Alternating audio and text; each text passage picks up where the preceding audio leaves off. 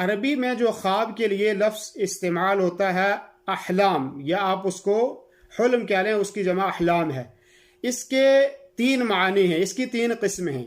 ایک حلم ہوتا ہے رحمانی، اور ایک ہوتا ہے نفسانی، اور ایک ہوتا ہے شیطانی۔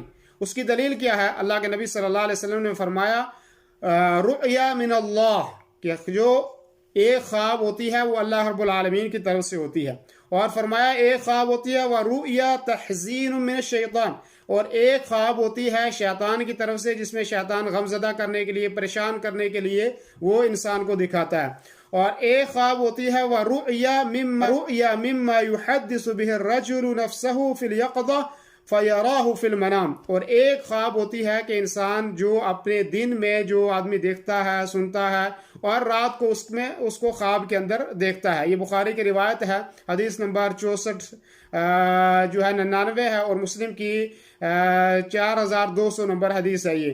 تو احلام کی گویا کہ 3 قسمیں ہو گئی، ایک جو ہے رحمانی، اور ایک جو نفسانی، اور ایک شیطانی۔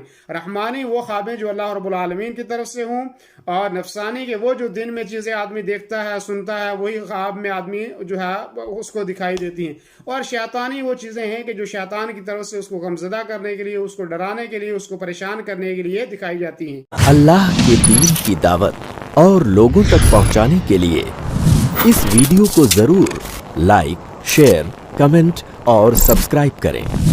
آپ کے اس چینل کو اور بہتر بنانے کے لیے آپ کا ساتھ ضروری ہے۔